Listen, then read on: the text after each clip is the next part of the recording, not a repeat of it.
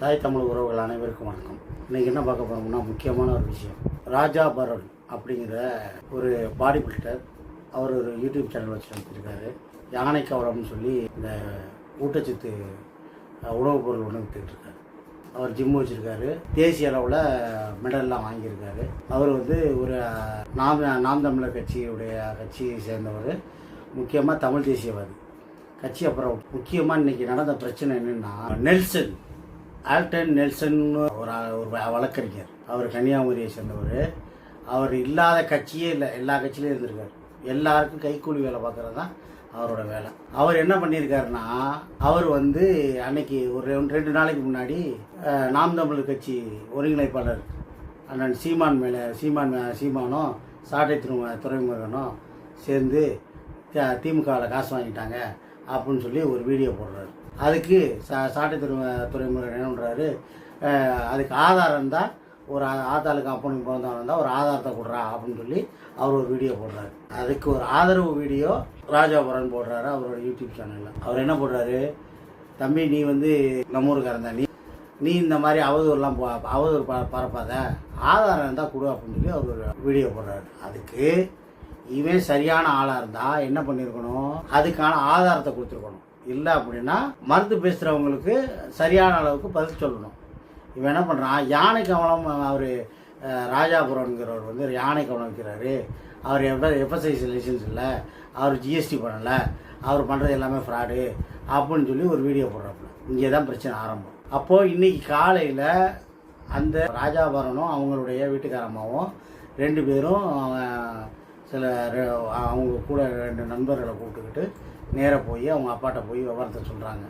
போகும்போது அவங்க பையன் இல்லை, யார், இந்த நெல்சனுங்கிற தற்குறி இல்லை. அவன் இப்போ தற்குறி கட்சியில் இருக்கான். அவன் அங்கே இல்லை, அந்த வீட்டில் இல்லை. அப்போ அவங்க அப்பா மட்டும்தான் இருக்கார். வெளியில் வச்சு பேசுகிறாங்க. அப்போ கொஞ்சம் நேரத்தில் இந்த வீட்டுக்காரம்மா விவரத்தை சொல்கிறாங்க. இந்த மாதிரி நான் ஒரு நிறுவனம் நடத்திக்கிட்டு இருக்கேன், என்னை யாருன்னே தெரியாது, ஆனால் அவங்க பையன் அவதூறு பரப்புகிறாரு, அதுக்கான ஆதாரத்தை கொடுக்க சொல்லுங்கன்னு சொல்லி அவங்க பேசும்போது அவங்க பையன் வந்துடுறாரு. எங்கேருந்து வர்றாரு, வெளியிலேருந்து வந்துடுறாரு. அப்போ வரும்போது வாங்க உள்ளே போய் உட்காந்து பேசணும்னு சொல்லி உள்ளே போய் உட்காந்து பேசிக்கிட்டு இருக்கும்போது அப்போ அவர் என்ன பண்ணுறாரு, வீட்டுக்குள்ளே போய் உட்காந்து பேசுகிறாங்க.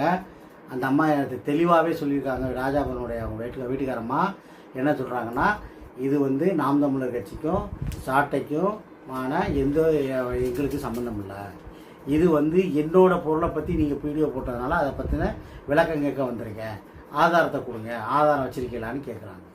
இப்போ பேசிக்கிட்டு இருக்கும்போது அந்த பையன் அவன் ஒரு வக்கீல் அப்படிங்கிறனால நரித்தலை வேலை பார்த்து என்ன நரித்தனமாக இது பண்ணி என்ன பண்ணுறான், சண்டையை கிளப்பிடுறான். சண்டையை கிளப்போன்னா கோவப்பட்டு இவர் என்ன பண்ணுறாரு, ராஜாபுரன் தள்ளி விடுறாரு.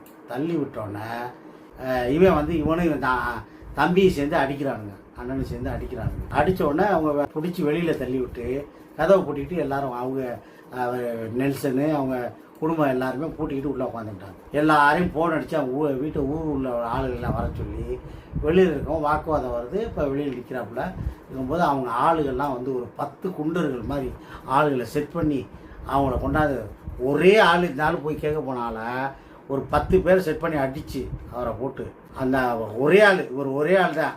ஆனால் அந்த ஆள் நரி வேலை பார்த்து எல்லாத்தையும் ரெக்கார்ட் பண்ணி அவர் மேலே கேஸை கொடுக்குறான். இப்போ 10 பேர் அடிக்கிறாங்க. ஒரு தனி மனுஷனை போட்டு ஒரு 10 பேர் போட்டு அடிக்கிறாங்க. இப்போது நம்ம இதை பார்க்க வேண்டிய, அவர் மேலே வழக்கு பதிவு போட்டிருக்கு, அது தனி விஷயம், அதை விட்டுருவான். இவன் இந்த நெல்சன் வக்கீலாக இருக்கிறதுனாலேயே பெரிய அயோக்கிய பையன். இவெல்லாம் இந்த சமூகத்துக்கு கேடு. இவன் சமூகத்துக்கு ஒரு பெரிய கேடு. இவன் இப்போ இந்த மாதிரியான ஒரு எப்படி சொல்கிறது, ஒரு கிரிமினல் தான் தற்கொலை கழகத்தில் இருக்கிறவங்க ஃபுல்லாக அவ்வளோ பேர் கிரிமினல்ஸ். இவனும் ஒரு கிரிமினல். ஒரு அப்பா அவர் தன்னோட பிரச்சனைக்கு கேட்குறாரு, நீ ஆதாரத்தை கொடுத்துட்டா மேட்ரு முடிஞ்சு போச்சு, பிரச்சனை முடிஞ்சிச்சு. அங்கே ஒரு பிரச்சனையை உருவாக்கி அவரை குற்றவாளியை சித்தரித்து அவர் என்னமோ அறுவாலை தூக்கிட்டு வெட்ட வந்த மாதிரி ஒரு நாடகத்தை போட்டு ஆளுங்களை வர சொல்லி ஒரு 10 பேரை வர சொல்லி அடித்து அவரை அவமானப்படுத்தியிருக்கான் இந்த பரதேசி. இந்த நிகழ்வு நடக்குது. இது அப்போ அவன் என்ன பண்ணுறான், அந்த வீடியோலாம் எடுத்து சமூக வலைத்தளத்தில் பரப்பி இதை இந்த தற்கொலை கழகம் உள்ள ஃபுல்லாக பரப்புறான். 2வது காங்கிரஸில் அவங்க அப்பா கவுன்சிலர் இருக்கிறதுனால காங்கிரஸ் பரதேசியை வேற பரப்புறாங்க. பத்தாவதுக்கு நம்ம திருட்டு திராவிட வேற, அவன் சும்மா இருக்க மாட்டான். நாம் தமிழர்னாவே, நாம் தமிழர் மூச்சு விட்டாவே இவங்க உடனே பாம்பு போட்ட மாதிரி பேசுவாங்க. இந்த மாதிரி தான் இது. உடனே நாம் தமிழர் கட்சி இவன் என்ன பேசுறான் இந்த சண்டையில், என்ன சொல்றான், நாம் தமிழர் கட்சி ரவுடிகள், நாம் தமிழர் கட்சிக்கு இங்கே வந்துச்சு. அந்த அம்மா பேசும்போதே தெளிவாக சொல்லிடுச்சு, நாம் தமிழர் கட்சிக்கும் அதுக்கு எங்களுக்கும் சம்மந்தம் இல்லை, இது வந்து எங்களோட பிரச்சனையை கேட்க வந்திருக்கணும். அந்த அம்மா தெளிவாக சொல்லிடுச்சு. அந்த மனுஷன் சுயமாக அவர் ராஜாபுரங்கிறவன் சாதாரண குடும்பத்தில் பிறந்து அந்த மனுஷன் வந்து சொந்த உழைப்பில் தன்னோட ஒரு பெரிய கட்டமைப்பை உருவாக்கி அவர் வந்து பாடி பில்டராகி ரொம்ப கஷ்டப்பட்டு வளர்ந்த ஒரு மனுஷனை நிமிஷ நேரத்தில் இந்த தாயொலி அவமானப்படுத்தி நடுத்தரவில் அவமானப்படுத்தி விட்டான்.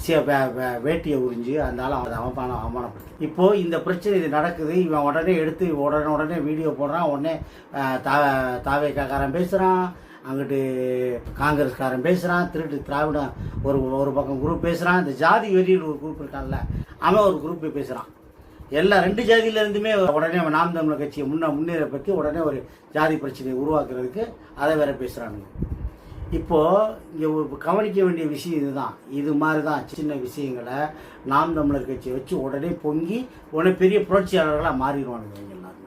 ஆனால் அனீஸ் பாத்திமான்னு ஒரு நிறைமாச கற்பிணியாக இருக்கிற நாம் தமிழர் கட்சி ஒரு வேட்பாளரை திமுக குண்டர்கள் அடித்தானுங்க. எங்கே போனானுங்க இந்த ஊடக நாய்கள்லாம்? இவ்வளோ பேர் பொங்குறீங்கல்ல நீங்கள் எல்லாரும், அன்னைக்கு எங்கே போய் ஒழிஞ்சு போய் எந்த பாத்ரூம் கழுவிக்கிட்டு இருந்தீங்க நீங்கள் எல்லாரும்? ஏன் நீங்கள் உங்களுக்கு கேட்குறதுக்கு துப்பு இல்லை? ஏன் கேட்குறதுக்கு துப்பு இல்லை?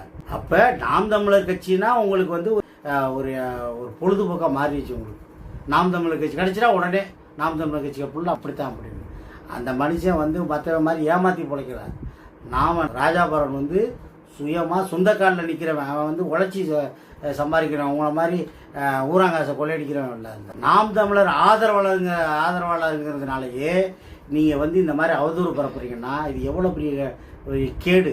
உடனே கரெக்டாக யூடியூப் போடுறான், பிகை நோட்ஸ் போடுறான், இருக்கிற இப்போ ஒரு யூடியூப் சேனல் அவன் பரப்பி விட்டுக்கிட்டு இருக்கிறான், இருக்கிற தாவேக்காரன் ஃபுல்லாக பரப்பிக்கிட்டு இருக்கான். இது வந்து ஒரு தனிநபர் அவங்களுடைய பொருளை அவன் தப்பாக அவதூறு பேசுகிறான், அது விளக்கம் கேட்குறாங்க, முடிஞ்சு போச்சு. இந்த பிரச்சனை இதை இவ்வளோ தூரத்துக்கு பூதாகரமாக ஆக்கணும்னு அவசியம் இல்லை. அவன் ஒரு கேடு கட்டவன், அந்த நெல்சன் இருக்கானே அவன் ஒரு கிரிமியன், அவன் ஒரு கிரிமினல், அவன் வக்கீலாக இருக்கான், அவன் ஒரு கிரிமினல்.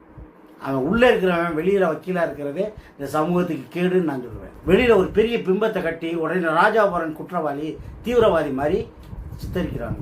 இது எவ்வளோ பெரிய கேடு. இதை கேட்குறதா இல்லையா? கேட்கணுமா இல்லையா? அதை எவ்வளோ பெரிய கேடு இது. ஒரு சின்ன விஷயத்த இவன் வந்து இந்த மாதிரி சித்தரித்து சமூகத்தில் ஒரு மதிப்பு வாய்ந்த அந்த மனுஷனை குற்றவாளி கூண்டில் கூட நிறுத்திட்டான். சின்ன விஷயம் இது. கேட்டால் எல்லாரும் சொல்கிறாங்க, ஏன்னா உடனே மரியாதை கொடுத்து உடனே பேச சொன்னால் நீ அருவாளை தூக்கிட்டு போயிருக்க. ஏன்டா அவன் தற்காப்புக்கு வச்சுருந்தது யாரை எடுத்துக்கொண்டு வெளியாத கொண்டு போட்டது யாரா? அந்த ஆள் அருவாளை எடுத்து உடனே வெட்ட வந்தானா? அந்த ஆள் சும்மா தான் உட்காந்துட்டு இருந்தார். நீங்கள் தானடா 10 பேர் சேர்ந்து அந்த ஆள் அடித்து அவமானப்படுத்துனீங்க. அந்த ஆள் 10 பேர் வளர்ந்துருந்தா நீ என்ன ஆயிருப்படி? அப்போ நீ கிரிமினல், நீ ஒரு கிரிமினல் ஃபக்கர் நீ. அதுதான் இங்கே உள்ள விஷயம். இது மாதிரி தான் ஊடகங்கள் வந்து நாம் தமிழர் கட்சியை சிதைக்கிறதுல என்றைக்குமே முன்னில்லை. நாளைக்கு ரிசல்ட் தேர்தல் முடிவில் தான் தெரியும் தாவேக்கா என்ன மாதிரி இடத்துல போய் உட்கார போகுதுங்கிறது. அப்போ தெரியும், நாளைக்கு அப்போ தெரியும் இந்த சமூகத்தோட நிலைமை எப்படி இருக்குன்னு தெரிய போகுது. வணக்கம் உறவுகளே.